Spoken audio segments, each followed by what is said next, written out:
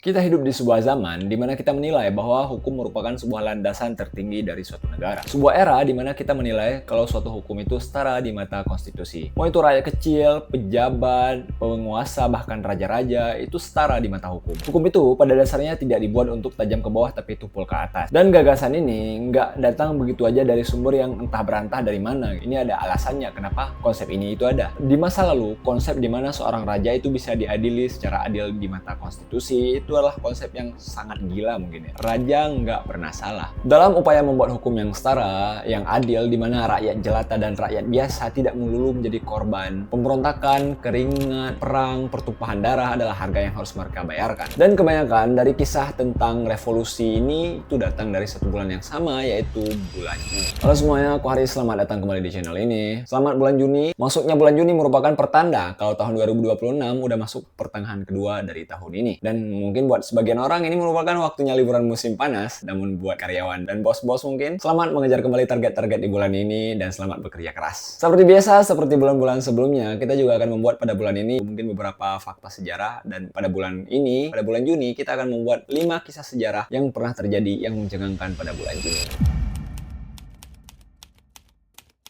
Kisah sejarah besar pertama yang pernah terjadi di bulan Juni itu datang dari tanggal 15 Juni tahun 1215, menceritakan tentang perjanjian Magna Carta di sebuah padang rumput yang bernama Runnymede di dekat London pada tahun 1215 pada bulan Juni tepatnya. Pada saat itu Inggris sedang dipimpin oleh seorang raja yang dalam sejarah raja tersebut tercatat dengan nama Raja John. Raja John adalah seorang penguasa yang semena-mena, suka menindas rakyat, dikenal tirani, korupsi, suka memeras rakyat dengan mengenakan pajak yang sangat tinggi kepada rakyatnya. Niat pajak ini dilakukan untuk menutupi kerugian-kerugian yang diakibatkan olehnya karena kekalahan dari perang yang dilakukan. Namun ya, seiring berjalannya waktu, kesabaran rakyat pun akhirnya habis. Para baron atau bangsawan Inggris, orang-orang kaya pada masa itu, akhirnya melakukan pemberontakan. Sang raja dikepung dan ditodong untuk menandatangani sebuah dokumen bersejarah yang dikenal juga dengan Perjanjian Magna Carta atau Piagam Agung. Terus apa yang hebatnya? Ternyata guys, sebelum Perjanjian Magna Carta ini ditandatangani atau disahkan, seorang raja itu tidak bisa diadili atau dihukum atas kejahatan yang dilakukan,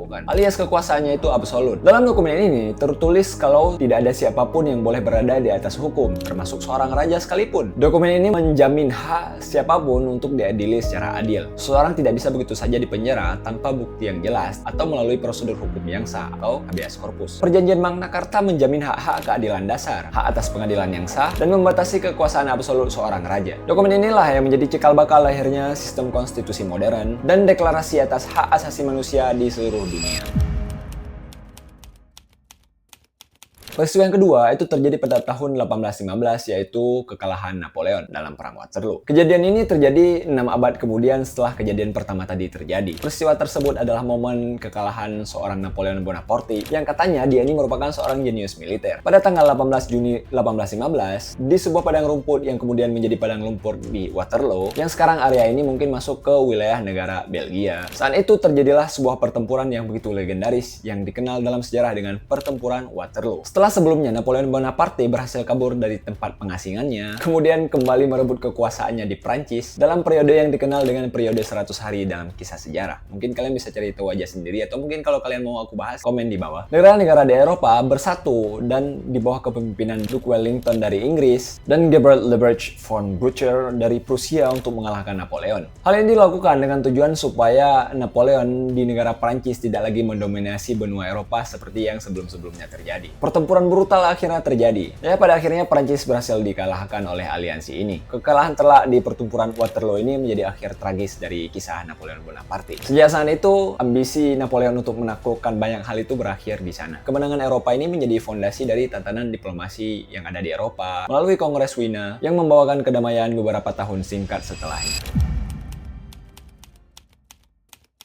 Kisah sejarah yang ketiga adalah kisah pendaratan sekutu di Normandia. Pada awal abad ke-20, Eropa dilanda kekacauan. Pada saat itu, Eropa Barat lumpuh di bawah pendudukan Hitler dan Nazi Jerman. Kejadian ini berlangsung hingga 6 Juni tahun 1944. Terjadilah salah satu hari di mana hari ini merupakan hari yang menjadi titik balik dari Perang Dunia Kedua, terutama di Eropa. Hari itu dikenal dengan The Day, operasi amfibi dan lintas udara sekutu di Normandia, Prancis, yang dikenal dengan kode operasi Overlord. Operasi ini bertujuan untuk membuka front kedua melawan Nazi Jerman. Pada masa itu, Selat Inggris dipenuhi oleh armada sekutu, armada terbesar yang pernah ada. Lebih dari 5.000 kapal dan ribuan pesawat melakukan invasi ke 5 pantai berbeda di daratan Normandia.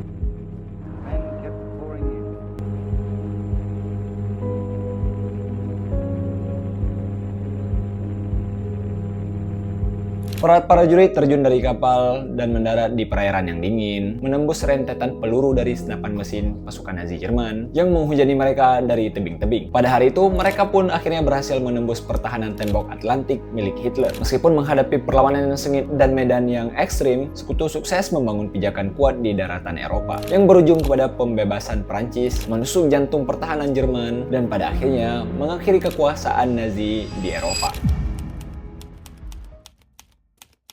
Kisah sejarah yang keempat adalah konferensi pembentukan PBB. Tepat setahun setelah operasi The Day dan Adolf Hitler berhasil dikalahkan, Perang Dunia Kedua di Eropa pun akhirnya berakhir. Akan tetapi harga yang harus dibayarkan atas kemenangan ini tidak sebanding dengan hasilnya. Banyak nyawa yang melayang, kota-kota hancur lebur menjadi debu, trauma perang yang masih mengakar dalam hati dan pikiran orang-orang. Karena banyak hal yang terjadi, sebuah harapan baru akhirnya dibangun. Pada tanggal 26 Juni tahun 1945 di San Francisco, Amerika, perwakilan dari 50 negara dari seluruh dunia akhirnya berkumpul. Orang-orang dari latar, suku, dan budaya yang berbeda berkumpul untuk satu visi dan misi yang sama. Tidak boleh ada lagi perang di dunia. Mereka merumuskan dan secara resmi menandatangani Piagam Perserikatan Bangsa-Bangsa atau PBB yang menjadi fakta demi keselamatan umat manusia di masa depan. PBB pada dasarnya didirikan untuk menjaga kedamaian, mencegah konflik bersenjata, serta mempromosikan kerjasama internasional dan hak asasi manusia. Di bulan Juni ini, akhirnya organisasi PBB secara resmi dilahirkan.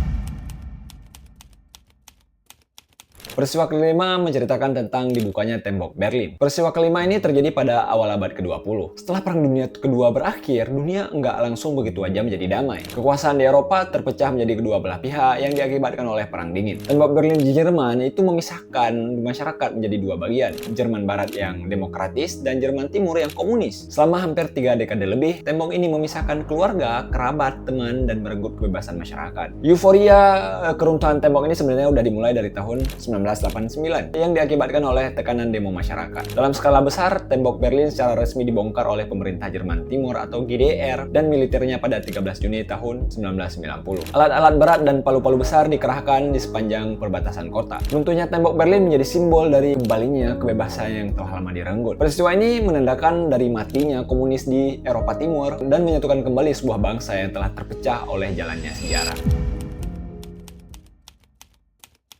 Begitulah kira-kira 5 peristiwa bersejarah yang mencengangkan yang pernah tercatat di bulan Juni. Kehendak umat manusia memperjuangkan keadilan, kedamaian, dan kebebasan. Kalau ada selain 5 peristiwa ini yang pernah tercatat dan kalian mungkin tahu, komen di bawah. Sejarah bulan Juni itu kebanyakan menceritakan tentang revolusi dan kembalinya kebebasan yang sebelumnya telah direnggut oleh sang tirani. Dari 5 peristiwa ini, peristiwa mana yang bikin kalian paling amazed? Terima kasih buat semua yang udah nonton sampai akhir. Orang bijak selalu meninggalkan like dan subscribe. I'll see you next time. Bye.